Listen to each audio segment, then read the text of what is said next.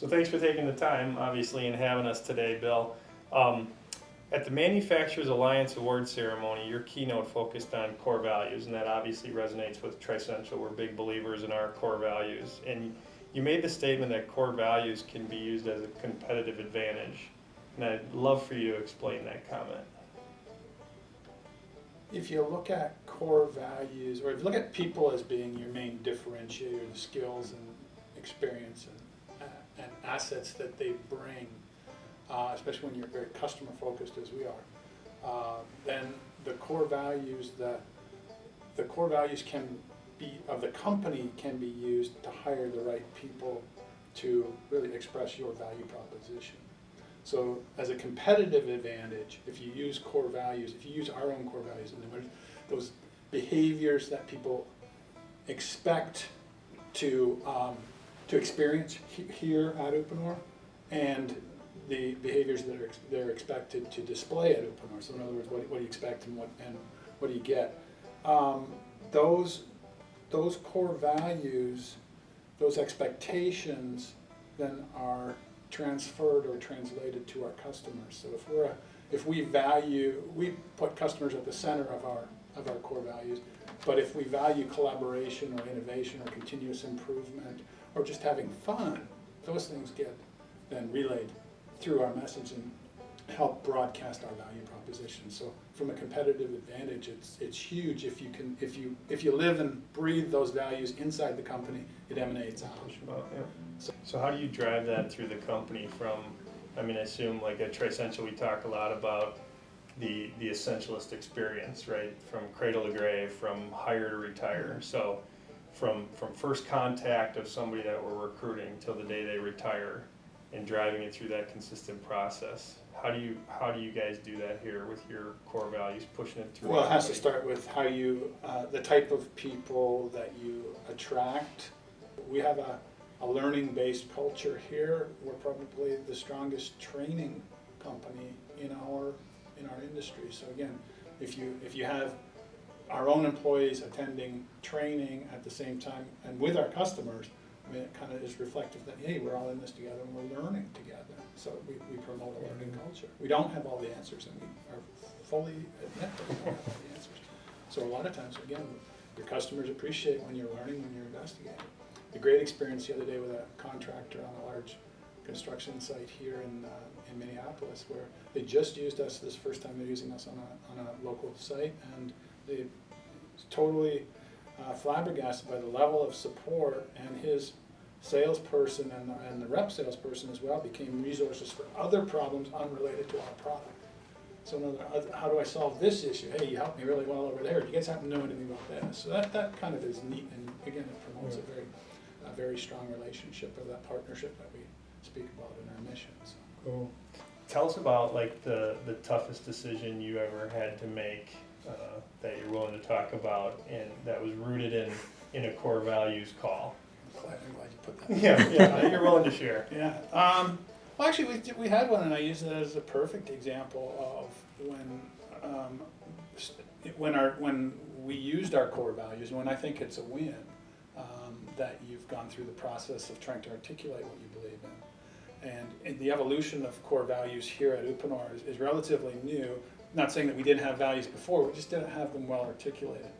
And we had an instance shortly after we had published these core values and gone through the whole rollout with our company and exercises and all these kinds of things, where legitimate mistake in a published document, which really kind of in our business, there's multiple tiers of distribution with different pricing levels, and we had actually revealed what a discount level in a published document, which cost us, our catalog cost us a significant amount of money.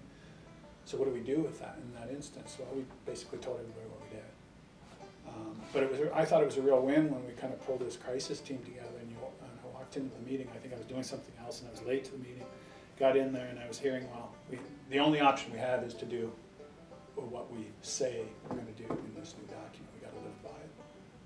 And it was really cool, because as soon as everybody had different suggestions how to mitigate, but as soon as the values were kind of pulled out and put on the center of the table, so to speak, all the other options fell off the table. So it's now how are we going to live by what we say? Right. And that's the important part about it, because they don't have any value if we're only going to use them in selected instances and kind of keep them on the wall.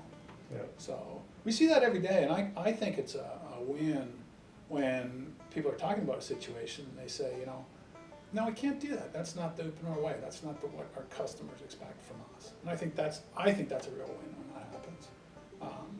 That means they're alive. Yeah. When not the people are alive, I mean the values are alive. Just realized the way that sounded.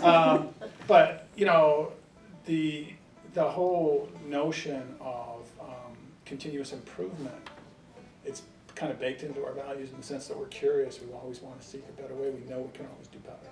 One of ours is humble confidence, and that combination is deadly with what we do. Right, we're here to help. As consultants, you got to blend into cultures. You got to make many different types of people comfortable with you, and you still got to get the job done. So same thing. So tell us a little bit about the company. Just give us a quick overview on the organization. Uponor is we're the North American division of a Finnish company, a publicly traded Finnish company. Around about 3,800 employees last time I looked. We've had some divestitures, which the number keeps getting rounded. 3 primary segments: the building products Europe, building products North America, and then an infrastructure division. Our prime products are piping and fittings, systems for, in our case here, heating and plumbing, basically things that carry fluid around in the building and condition or provide water to living spaces. That's on the infra side, that's really in the bigger version for municipal infrastructure. Predominantly plastics or alternate to conventional materials based.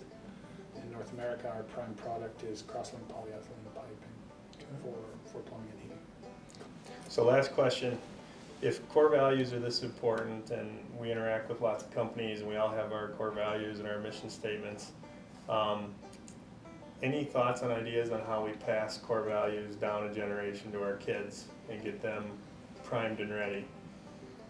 I think the important part about core values is you have them whether you believe you do or can articulate exactly what they are. You find out what they are by just kind of examining experience and finding out those times. And I think when you think you really got something right, when you did something you really felt good about it. So what's that tied to? That helps you to articulate and identify where core values are important. But the only way to pass them down is how you act. It's not what you say, it's what you do. And that's what's really important here amongst our leaders is to understand when are we displaying core values and when are we coming up short, and understanding that difference. We have the short form of ours. We have it's more of a longer version, the six core values that we try to articulate. But this connect, build, and inspire, I think, is